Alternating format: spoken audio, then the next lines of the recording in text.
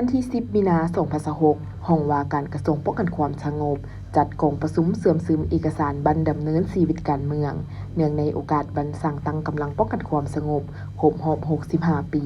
เผยแพร่เอกสารโดยสหายพลจัตวาอนุเดชคูณคำคณะผักกระทรวงรองเลขาคณะผักรองหัวหน้าห้องว่าการและสหายพลจัตวาแสงทองเกลือบุญล้ำคณะประจำภาคห้องว่าการกระทรวงป้องกันความสงบรองหัวหน้าห้องว่าการป้องกันความสงบมีคณะผักคณะห้องว่าการพร้อมด้วยสมาชิกพรรคนายและพลตำรวจทั่วห้องว่าการเข้าร่วมในพิธีสหายพันเอกสมานดวงปัญญาคณะผักห้องว่าการหัวหน้าห้องการเมืองได้ผ่านเพจการเปิดบันดำเนินชีวิตการเมืองในโอกาสวันสั่งตั้งกำลังป้องกันความสงบครบรอบ 65 ปี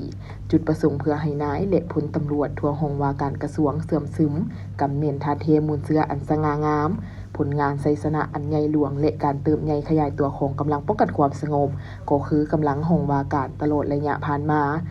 ภายใต้การนำพาดิดขาดโดยกงและหอบด้านของกระทรวงป้องกันความสงบพร้อมกันปกปักรักษาสืบขยายทาเทมูลเสื้อดังกล่าวให้นับมือเจริญงอกงามขึ้นไปเรื่อยๆเพื่อเป็นการสำรวจกวดกาคืนสติความรับผิดชอบสูงในการปฏิบัติหน้าที่การเมืองฝึกฝนโลหลอมคุณสมบัติศีลธรรมปฏิบัติและแบบเหตุวิธีเฮ็ดเวียกของนายและพลตำรวจอยู่ทั่วห้องว่าการในระยะ1 ปีผ่านมา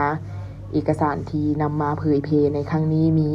เอกสารเพิ่มทวีศึกษาหุมการเมืองแนวคิดในกำลังป้องกันความสงบและเอกสารเสริมขยายทัดเทมูลเสื้อปฏิบัติอันสง่างามของกำลังป้องกันความสงบประชาชนลาว